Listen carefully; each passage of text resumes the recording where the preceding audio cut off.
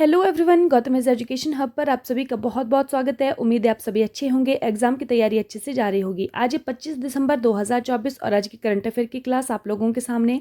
Class शुरू करने से पहले आप लोगों से छोटी सी रिक्वेस्ट, अगर आप लोग चैनल पर नए हैं तो प्लीज़ चैनल को सब्सक्राइब कीजिएगा। अगर वीडियो थोड़ी सी भी अच्छी लगे तो लाइक कीजिएगा और ज़्यादा से ज़्यादा शेयर कीजिएगा। तो देखिए, आज है क्रिसमस, तो क्रिसमस की आप सभी को बहुत बहुत बधाई हो। आइए चलते हैं, देखते हैं हमारा जो करंट अफेयर सेशन है उसके क्वेश्चंस। भारत के राष्ट्रपति द्वारा राष्ट्रीय मानवाधिकार आयोग के 9वें अध्यक्ष के रूप में किसे नियुक्त किया गया है? Who has been appointed as the 9th chairman of the National Human Rights Commission by the president of India. जो NHRC है, नेशनल ह्यूमन राइट्स कमीशन, उसका जो 9वें नंबर का अध्यक्ष है, चेयरमैन है, किसको नियुक्त किया गया है? और यह किया गया है न्यायमूर्ति वी राम सुब्रमण्यम जी को। किसको किया गया है? न्यायमूर्ति वी राम सुब्रमण्यम जी को किया गया है। अभी इतना तो इस क्वेश्चन से पता चल ही गया है कि ये जो NHRC है, नेशनल ह्यूमन राइट्स कमीशन है, इसके जो हेड है, इनको किसके द्वारा चुना जाता है? इनको प्रेसिडेंट के द्वारा चुना जाता है। और किसको अभी नियुक्त किया गया है? न्यायमूर्ति वी राम सुब्रमण्यम जी को किया गया है। यह उच्चतम न्यायालय के न्यायाधीश, जो सेवानिवृत्त न्यायाधीश रह चुके हैं। ठीक है। दूसरा क्वेश्चन है, पहला ACC महिला अंडर-19 एशिया कप किसने जीता? Who won the first ACC women's under-19 Asia cup? तो यह जीता है हमारे देश भारत ने। और भारत ने किसको हरा कर जीता है? बांग्लादेश को हरा करके जीता है। ठीक है, ये भारत ने फाइनल में बांग्लादेश को हरा कर टूर्नामेंट जीता। और क्रिकेट के ACC महिला अंडर-19 एशिया कप का उद्घाटन संस्करण कहाँ आयोजित किया गया था? तो यह किया गया था मलेशिया के कुआलालंपुर में स्थित ब्यूमास क्रिकेट ओवल मैदान पर। ठीक है, मेन आपने क्या याद रखना है कि मलेशिया के कुआलालंपुर में इसको किया गया था। अगर हम बात करें कि ACC जो एशियन क्रिकेट काउंसिल है, उसका हेडक्वार्टर कहाँ पर है? ये दुबई में है, UAE के अंदर। और इसके अध्यक्ष अभी अभी रिसेंटली इनको बनाया गया है, शम्मी सिल्वा जी को बनाया गया है। किस देश ने हाल ही में प्रधानमंत्री नरेंद्र मोदी को अपना सर्वोच्च पुरस्कार the Order of Mubarak Al Kabeer प्रदान किया है? Which country has recently conferred its highest award the Order of Mubarak Al Kabeer on prime minister Narendra Modi? तो किसने दिया है? यह दिया है कुवैत ने। ठीक है, किसने दिया है? कुवैत ने दिया है। अपने देश का जो हाईएस्ट सम्मान है वह दिया है प्रधानमंत्री नरेंद्र मोदी जी को। नरेंद्र मोदी जी जो हैं, कुवैत की जो यात्रा पर गए थे, तो वहाँ पर उनको यह सम्मान प्रदान किया गया है। नाम क्या है इसका? The Order of Mubarak Al Kabir. देखिए, ऐसा भी आपसे क्वेश्चन में पूछा जा सकता है कि यह सम्मान, नाम दिया जा सकता है कि the Order of Mubarak Al Kabir, यह किस देश का सर्वोच्च सम्मान है? क्योंकि जो चीज़ खबरों में रहती है उनको किसी भी तरह से पूछा जा सकता है, तो आपको सतर्क रहने की जरूरत है। कुवैत का राष्ट्रीय सम्मान है ये। ठीक है, अभी ये ध्यान में रखना है आपने कि किसी विदेशी सरकार द्वारा दिया गया यह 20वां सम्मान है मोदी जी को।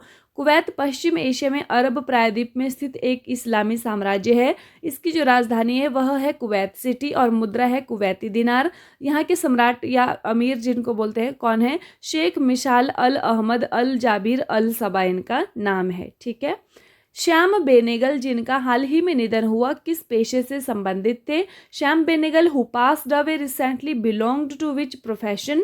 तो यह एक फिल्म निर्माता थे। क्या थे? फिल्म निर्माता थे। अब ये फिल्म निर्माता जो समानांतर जो सिनेमा होता है उसके क्या थे? ये फिल्म निर्माता थे। ठीक है, ये आपने ध्यान रखना है, समानांतर सिनेमा के फिल्म निर्माता। किस संस्था के भूतपूर्व प्रमुख रोड्रिगो रेटो को भ्रष्टाचार के लिए जेल की सजा सुनाई गई है? Former head of which organisation Rodrigo Rato has been sentenced to jail for corruption? देखिए, ये क्या क्वेश्चन क्या पूछा गया है कि कोई संस्था है जिसके कि पहले वाले, अभी तो नहीं, वर्तमान के हेड नहीं है, भूतपूर्व हेड हैं जिनका नाम है रोड्रिगो रेटो, उनको भ्रष्टाचार के लिए जेल की सजा सुनाई गई है। तो वो कौन सी संस्था से थे, मतलब किस संस्था के वो प्रमुख रह चुके हैं रोड्रिगो रेटो? तो यह रह चुके हैं IMF के हेड। किसके हेड रह चुके हैं? IMF के हेड रह चुके हैं। इंटरनेशनल मॉनेटरी फंड इसको हम बोलते हैं। क्या बोलते हैं? इंटरनेशनल मॉनेटरी फंड, और हिंदी में इसको बोलते हैं अंतर्राष्ट्रीय मुद्रा कोष। ठीक है, तो ये जो 75 वर्षीय रेटो हैं, जिन्होंने 2004 से 7 तक IMF के जो अध्यक्ष रहे हैं और स्पेन की पीपल्स पार्टी में उप प्रधानमंत्री के रूप में कार्य किया। अब इनको जो सजा हुई है वो कर अपराध, ठीक है, एंड भ्रष्टाचार और मनी लॉन्ड्रिंग के लिए 4 साल 9 महीने और 1 दिन की जेल की सजा इनको सुनाई गई है। टेनिस स्टार डेनियल सेवलेव पर डोपिंग के कारण 2 साल का प्रतिबंध लगाया गया है। वह किस देश से संबंधित है? Tennis star Daniel Savelev has been banned for 2 years for doping. He belongs to which country? नाम क्या है इनका? Daniel Savelev. क्या है, किस खेल से संबंधित है? टेनिस से संबंधित है, ठीक है, ये आपने ध्यान रखना है। तो ये कौन से देश से संबंधित है, यह क्वेश्चन पूछा गया है। तो यह रशिया से संबंधित है, रूस से संबंधित है, ठीक है। हाल ही में द अनयील्डिंग जज, the life and legacy of justice A.N. Grover का विमोचन किया गया है? यह पुस्तक किसके द्वारा लिखी गई है? पुस्तक का नाम क्या है? द अनयील्डिंग जज, the life and legacy of justice A.N. Grover, यह पुस्तक का नाम है, ठीक है। किसके द्वारा लिखी गई है? रिसेंटली द अनयील्डिंग जज, the life and legacy of justice A.N. Grover has been released. Who has written this book? तो यह लिखी गई है गौरी ग्रोवर के द्वारा। किसके द्वारा लिखी गई है? गौरी ग्रोवर के द्वारा लिखी गई है। अभी ये जो ग्रोवर जो जज हैं, जिन जज के बारे में लिखी गई है, देखिए उन्होंने ऐतिहासिक एक फैसला दिया है। कौन सा फैसला दिया है? केशवानंद जो भारतीय मामला था 1973 में जो फैसला सुनाया था, बहुत ही चर्चित मामला है, आप लोगों ने जरूर इसके बारे में सुना होगा। नहीं सुना है तो प्लीज़ मेरे आपसे पर्सनल लेवल पर रिक्वेस्ट है कि केशवानंद भारतीय मामला क्या है वो आप लोग गूगल पर सर्च कीजिए, यूट्यूब पर सर्च कीजिए, आपको पूरा मामला वहाँ पर मिल जाएगा, ठीक है। बहुत ही ऐतिहासिक बेंच जो वहाँ पर 13 जजों की बेंच बैठी थी, तब जाकर के ऐतिहासिक मामला यहाँ पर दिया गया है, ठीक है। जिसने संविधान के मूल ढांचे के सिद्धांत को बरकरार रखा था। तो यह जो फैसला दिया था, यह इन जो न्यायाधीश हैं, ये A.N. ग्रोवर, इन्होंने दिया था, ठीक है। विमोचन के मौके पर महान्यायवादी R. वेंकटरमणी ने न्यायमूर्ति की धरोहर पर प्रकाश डाला था, ठीक है। हाल ही में कौन सा राज्य go to global destination for 2025 में शामिल हुआ है? Which state has recently joined the go to global destination for 2025? तो कौन इसमें शामिल हुआ है? इसमें मध्य प्रदेश जो है वो शामिल हुआ है, ठीक है। इसमें देखिए क्यों शामिल हुआ है ये, क्योंकि यहाँ पर जो मुख्य आकर्षण, इस मध्य प्रदेश ने अपने टूरिज्म पर बहुत सारा काम किया गया है, ठीक है, बहुत सारा काम किया है। तो इसीलिए अब ये मतलब डेस्टिनेशन के लिए एक अच्छी जो पहचान इसने अपनी बनाई है मध्य प्रदेश ने। तो यहाँ पर मुख्य आकर्षण क्या है? समृद्ध विरासत, यहाँ की अद्वितीय वन्य जीव, प्राकृतिक सुंदरता के लिए विशेष रूप से रेखांकित किया गया है। यूनेस्को विश्व धरोहर स्थल यहाँ पर खजुराहो है, पन्ना, बांधवगढ़, ठीक है। और धरोहर स्थल की स्थिति क्या है कि मध्य प्रदेश में कुल 14 यूनेस्को विश्व धरोहर स्थल हैं और 3 स्थायी हैं और 11 प्रस्तावित हैं अभी, ठीक है। हाल ही में किसे श्री चंद्रशेखरेंद्र सरस्वती राष्ट्रीय उत्कृष्टता पुरस्कार से सम्मानित किया गया है? Who has recently been awarded the Shri Chandrasekharendra Saraswati national excellence award? तो यह किसको दिया गया है? यह दिया गया है S. जयशंकर जी को, जो हमारे विदेश मंत्री हैं। तो उनके उत्कृष्ट योगदान के लिए दक्षिण भारतीय शिक्षा सोसाइटी द्वारा यह प्रदान जो पुरस्कार है, यह प्रदान को किया गया है सार्वजनिक नेतृत्व के लिए। नेक्स्ट क्वेश्चन है, हाल ही में 2024 नेटवर्क रेडीनेस इंडेक्स NRI में भारत कौन से स्थान पर पहुंचा है?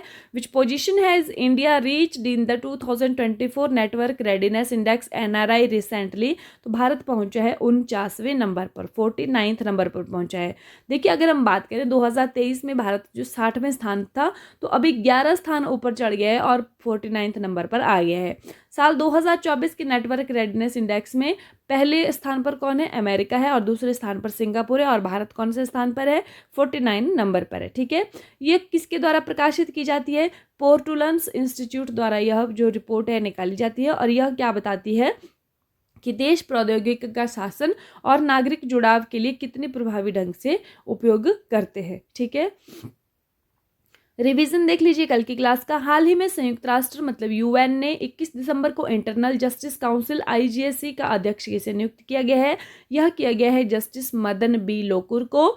नेक्स्ट, हाल ही में कौन सी भारतीय फिल्म ऑस्कर की रेस से बाहर हो गई है? तो यह हुई है लापता लेडीज। नेक्स्ट हमारे पास आती है, हाल ही में किस राज्य या केंद्र शासित प्रदेश ने अंबेडकर स्कॉलरशिप योजना शुरू की है? तो यह की गई है नई दिल्ली के द्वारा। नेक्स्ट हमारे पास है, हाल ही में जीएसटी काउंसिल की 55वीं बैठक कहाँ पर हुई है? तो यह हुई है जैसलमेर के अंदर। नेक्स्ट है, हाल ही में किस केंद्रीय मंत्री के द्वारा वन रिपोर्ट 2023 का विमोचन किया गया है? तो यह भूपेंद्र यादव जी के द्वारा की गई है। ठीक है, इसमें वन का विस्तार बड़ा है, यही बताया गया है।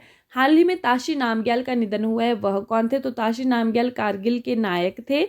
ठीक है, हाल ही में किस राज्य में 1 जनवरी 2025 से यूनिफॉर्म सिविल कोड लागू होगा? तो यह होगा उत्तराखंड में और पहला राज्य बनेगा ये। हाल ही में केंद्र सरकार द्वारा सुशासन सप्ताह कब तक मनाया जा रहा है? तो यह मनाया गया है 19 दिसंबर से 24 दिसंबर तक। हाल ही में भारतीय नौसेना को कौन सा या कौन से स्वदेशी युद्धपोत प्राप्त हुए हैं? तो आईएनएस नीलगिरी और आईएनएस सूरत दोनों प्राप्त हुए हैं। ठीक है, स्वदेशी हैं, इंडिजीनियस हैं, यहीं पर डिजाइन किए गए हैं। हाल ही में किसे ट्रंप की एआई नीति का सलाहकार बनाया गया है? तो यह बनाया गया श्री रामकृष्णन को। कहाँ पर जन्मे हैं ये? चेन्नई में जन्मे हैं ये। ठीक है, लास्ट वीडियो में आप लोगों से क्वेश्चन पूछा था कि हाल ही में फिडे विश्व शतरंज चैंपियनशिप में कौन शीर्ष पर रहे हैं? Who has topped the recently released FIDE world chess championship?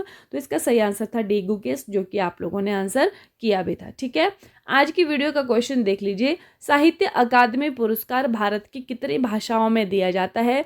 साहित्य Akademi award is given in how many languages of India? Options आपके पास हैं 22, 23, 24, 25। तो आप लोग बताएंगे कि इसमें से करेक्ट आंसर क्या होने वाला है।